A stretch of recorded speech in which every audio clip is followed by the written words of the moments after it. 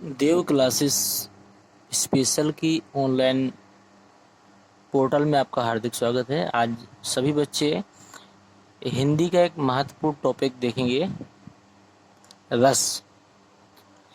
रस के टॉपिक को हम इतने आसान और सरल ढंग से बताने वाले हैं कि प्रत्येक कक्षा का विद्यार्थी इसको सीख सकता है और अपनी परीक्षाओं में कम से कम 3 से 4 अंक प्राप्त कर सकता है। यह टॉपिक कक्षा 9वीं से लेकर 12वीं तक और इसके ऊपर स्नातक और स्नातकोत्तर सभी के लिए महत्वपूर्ण है। और इसके अतिरिक्त जो भी बच्चे कंपटीशन की तैयारी कर रहे हैं वो बच्चे भी इस टॉपिक को देखकर सीख सकते हैं। देखिए, काव्य की परिभाषा लिखी हुई है, काव्य को पढ़ने से जिस आनंद की प्राप्ति होती है, अर्थात जिस अनिर्वचनीय भाव का संचार हृदय में होता है, उसी आनंद को रस कहा जाता है। रस को काव्य की आत्मा के समान माना जाता है। अब इसको सरल ढंग से अगर हम कहें तो कभी भी किसी अच्छी वस्तु को देखते हैं, अच्छी गतिविधि को देखते हैं तो आपके हृदय में अच्छे भाव उत्पन्न होते हैं, और कभी भी किसी बुरी गतिविधि को देखते हैं तो आपके हृदय में बुरे विचार जन्म लेते हैं। किसी बच्चे को खेलते हुए देखते हैं तो एक वात्सल्य मन में जन्म लेता है। तो मतलब आपको हर क्षण एक नए भाव की उत्पत्ति आप अपने आप में देखते हैं। यही जो संचार हृदय में उत्पन्न होता है उसी रस को क्या कहते हैं, उसी आनंद को रस कहते हैं। रस जो है वो काव्य की आत्मा के समान माना जाता है। इसके बारे में कुछ महत्वपूर्ण तथ्य हैं कि सर्वप्रथम आचार्य भरत मुनि ने अपने ग्रंथ नाट्य शास्त्र में रस का विवेचन इस प्रकार किया है। विभानुभाव व्यभिचारी संगोयदृश्य निष्पत्ति, इन्हें रस संप्रदाय का प्रवर्तक भी माना जाता है। बहुत महत्वपूर्ण बिंदु है। यदि कहा जाता है कि रस संप्रदाय के प्रवर्तक कौन थे, तो कौन थे? भरत मुनि।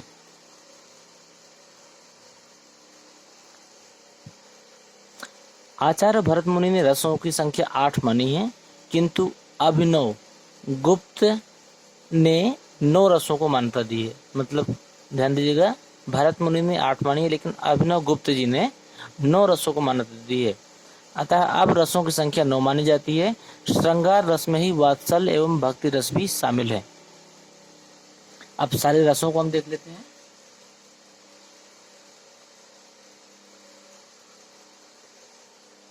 देखिए, रस के 4 अंग माने जाते हैं। कौन कौन से हैं?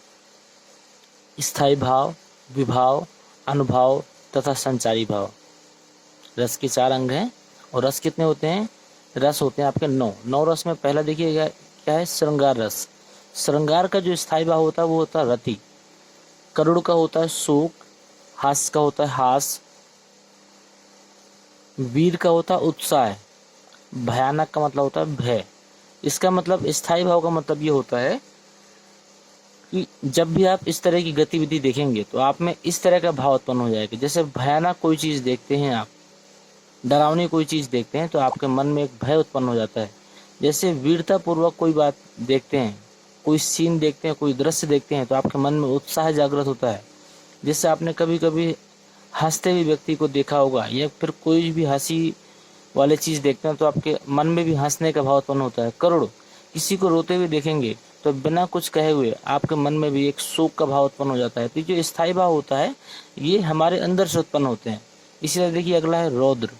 रौद्र का होता है क्रोध। अद्भुत का होता है आश्चर्य या विस्मय। विभत्स रस का होता है जुगुप्सा। शांत रस का होता है निर्वेद या निर्वृत्ति। वात्सल्य का होता है वात्सल्य, इसको रति भी बोलते हैं। और भक्ति रस का होता है अनुराग।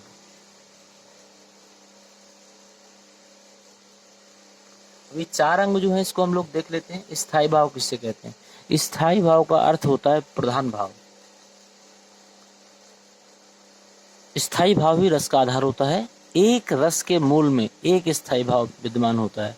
मतलब एक ही समय में आप दो भाव अपने मन में उत्पन्न नहीं कर सकते। यदि आप किसी हंसते हुए और रोते हुए व्यक्ति को देखेंगे तो उस समय सिर्फ एक ही भाव एक बार में जन्म ले सकता है। यही बोला गया है कि एक रस के मूल में सिर्फ एक स्थायी भाव विद्यमान होता है। विभाव, जो पदार्थ, व्यक्ति, परिस्थिति व्यक्ति के हृदय में भावोद्रेक उत्पन्न करता है वह विभाव कहलाता है। विभाव दो प्रकार का होता है। नंबर 1 उद्दीपन विभाव, नंबर 2 आलंबन विभाव। विभाव के बाद आती है बारी अनुभाव की। तो मनोभाव को व्यक्त करने वाले शारीरिक विकार जो होते हैं वो क्या कहलाते हैं? अनुभाव कहलाते हैं। मनोभाव मतलब मन के जो भाव होते हैं उनको व्यक्त करने वाले जो शारीरिक विकार होते हैं ना, वो क्या कहलाते हैं? मनोभाव कहलाते हैं। ये भाव सात्विक, मानसिक और कायिक होते हैं। जैसे आप ध्यान दीजिएगा, जैसे आपने किसी भी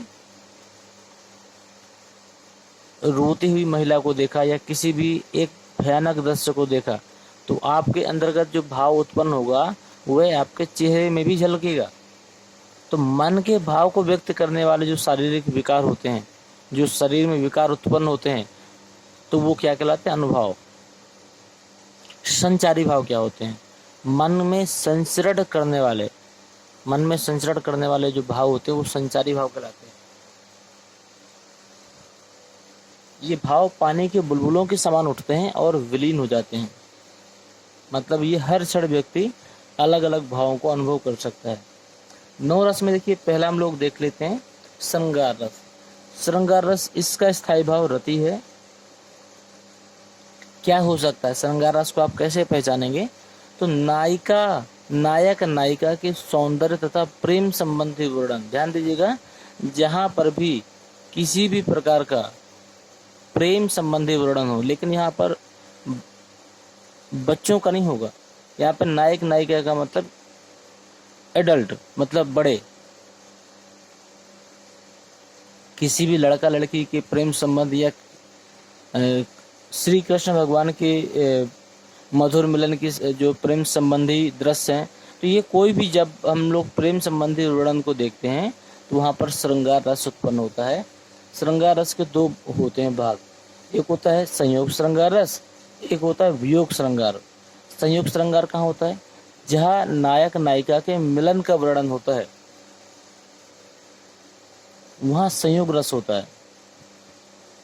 संयोग श्रृंगार में देखिए लिखा हुआ, बतरस लालच लाल की मुरली धरी लुकाए, सोहे करे भौभनी हंसे दैन कहाय नटी जाए। यहाँ पर देखिए, यहाँ पर कहीं ना कहीं मिलन का वर्णन हो रहा है, इसलिए यहाँ पर संयोग श्रृंगार रस होगा। वियोग में क्या होता है? जब विरह हो, बिछड़ना पड़े।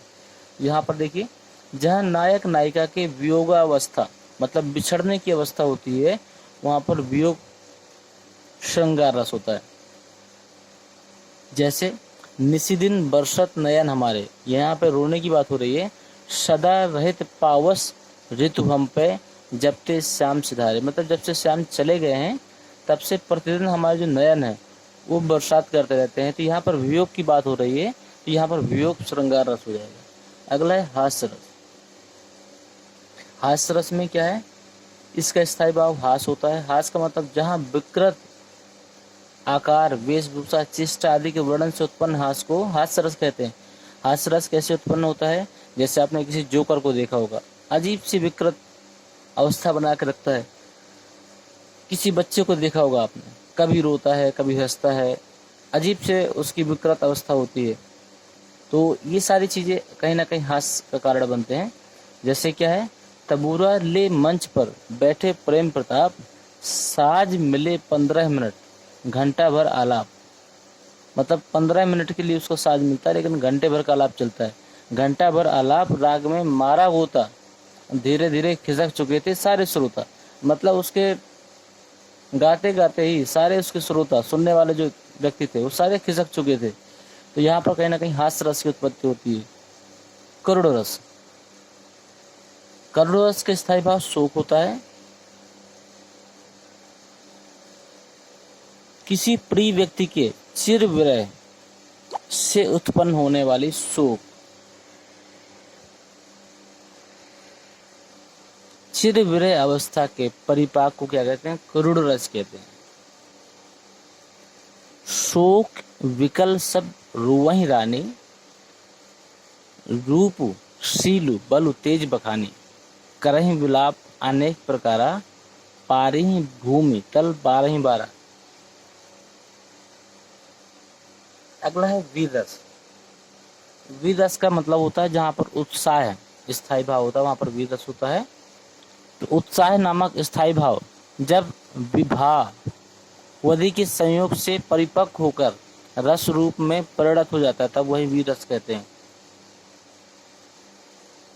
जैसे आपने ये कविता तो पढ़ी होगी, वीर तुम बढ़े चलो, धीर तुम बढ़े चलो, सामने पहाड़ों सिंह की दहाड़ो, तुम कभी रुको नहीं, तुम कभी झुको नहीं।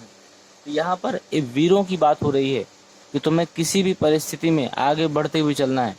कितनी भी परिस्थिति विकट हो, मतलब पहाड़ हो, चाहे कितनी भी बड़ी गर्जना हो, चाहे सिंह की भी दहाड़ हो, लेकिन कभी भी तुम्हें रुकना नहीं है, कभी भी तुम्हें किसी के सामने झुकना नहीं है। और वीर पुरुष तुम आगे बढ़ते चलो। तो यहाँ पर वीर रस की उत्पत्ति हो रही, मतलब उत्साह बढ़ाया जा रहा है सामने वाले व्यक्तियों का। रौद्र रस। रौद्र का मतलब होता है क्रोध। किसी व्यक्ति के द्वारा क्रोध में किए गए अपमान आदि से उत्पन्न भाव को क्या कहते हैं? रौद्र रस कहते हैं। किसी व्यक्ति, यदि सामने वाला व्यक्ति क्रोध में अपमान भरे जो क्रोध के भाव होते हैं उसमें रौद्र रस होता है। जैसे अविरस बोले वचन कठोर, मतलब कठोर वचन बोलने से जो अविरस पहला बेगी दिखाओ मूढ़ नत आजो, उल्टाऊ मही जहन लग तव राजू। यहाँ पर कहीं ना कहीं क्रोध भाव उत्पन्न हो रहा है, इसलिए यहाँ पर रौद्र रस होगा। भयानक रस। भयानक मतलब होता है भय। किसी भयानक दृश्य को देखने से उत्पन्न भय की अवस्था को क्या कहते हैं? भयानक रस कहते हैं। किसी भयानक दृश्य को देखने से उत्पन्न भय की अवस्था को भयानक रस कहते हैं। जैसे क्या होता है? उधर गरजती सिंधु लहरिया, कुटिल काल के जालों सी। सिंधु की जो लहरें हैं जो गरजती हुई, कुटिल काल के जालों सी, ऐसा लग रहा है जैसे सामने से कोई काल आ रहा हो। कुटिल काल, काल का मतलब होता है आप मृत्यु कह सकते हैं। चली आ रही फेन उगलती, फन फैलाए व्यालों से। जो ये सिंधु की लहरें आ रही हैं वो अपने फेन मतलब फन को फैलाती हुई चली आ रही हैं। यहाँ पर एक भयानक दृश्य के बारे में चर्चा हो रही है। तो यहाँ पर रस होगा भयानक और स्थायी भाव होगा भय। विभत्स। विभत्स का मतलब होता है जुगुप्सा, मतलब जानने की जो इच्छा होती है। जुगुप्सा स्थायी भाव जब अनुभव विभाव आदि के द्वारा परिपक्व अवस्था पहुंच जाए तो वहां पर विभत्स रस कहलाते हैं। जैसे सिर पर बैठियो काग, आंख दो खात निकारत, खींचत जीभहि श्यार अति आनंद उर धारत, गीत जांगी को खोद खोद के मांस उपारत, श्वान अंगुरिन काटी काटी के खात विदारत। यहाँ पर विभत्स रस। तो बच्चों ध्यान दीजिएगा कि आपके कोर्स में, आप जिस कक्षा में भी पढ़ रहे हैं, आपके कोर्स में जितने रस हैं आपको सिर्फ उतने रसों की तैयारी करनी है। यहाँ पर मैं आपको 8-9 रस जरूर बता रहा हूँ, लेकिन हो सकता है आपके कोर्स में सिर्फ 2 ही रस हों तो आपको 2 रस तैयार करने हैं, 4 हों तो 4 तैयार करना है, और पूरे हों तो पूरे तैयार करने हैं। तो ऐसा नहीं कि आपको ये ओवरलोड कोर्स कर दिया, ये मैं आपको संपूर्ण कोर्स दे रहा हूँ ताकि किसी भी कक्षा का विद्यार्थी इसको देखकर तैयारी कर सके। अद्भुत रस। अद्भुत का जो स्थायी भाव होता है वो होता है आश्चर्य। जो आश्चर्यजनक वर्णन के द्वारा उत्पन्न भावों की जो अवस्था होती है उसे क्या कहते हैं? अद्भुत रस कहते हैं। जैसे क्या है? देख यशोदा शिशु के मुख में सकल विश्व की माया, क्षण भर को वह बनी अचेतन, हिल न सकी कोमल काया। यहाँ पर आपका अद्भुत रस है। शांत रस का स्थायी भाव निर्वेद होता है। अनित्य और असार तथा परमात्मा के वास्तविक ज्ञान विषयों के वैराग्य से उत्पन्न रस परिपक्व होकर शांति में परिणत हो जाता है। मन रे तन कागज का पुतला, लागे बूंद बनसी जाए छिन में, गर्व करे क्या इतना।